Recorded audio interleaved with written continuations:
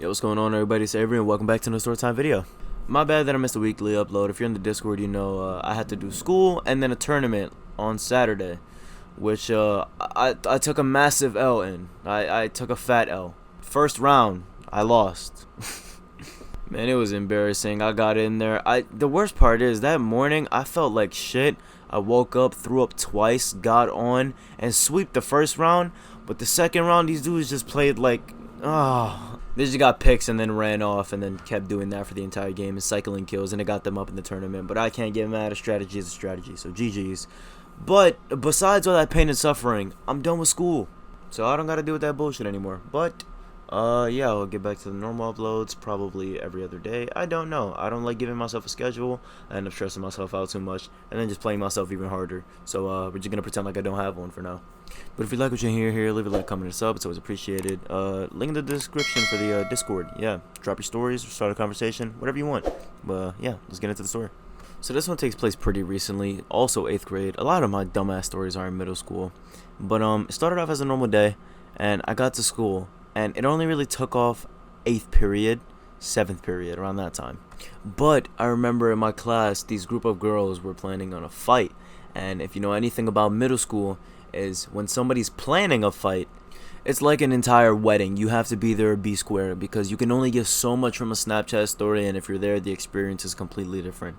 And I love how I'm explaining it like this when it is school fights, middle school fights as a matter of fact. But from what I can remember is that they started the fight over something stupid, and they were gonna continue it after school.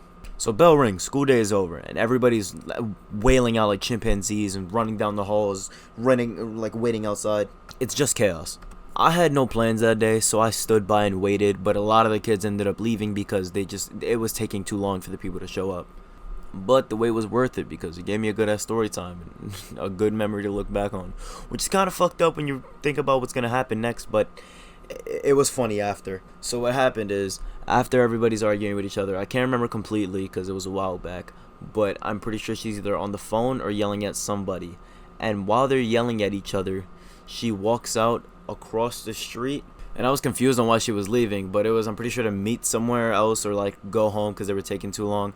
But as she's crossing the street, yeah, she got hit by a fucking car. She got sent like 5 feet into the air like starfish. She looked like a disabled ninja throwing a shuriken. It was pretty damn bad. She looked like a crash test dummy in a BMW ad. It was horrible.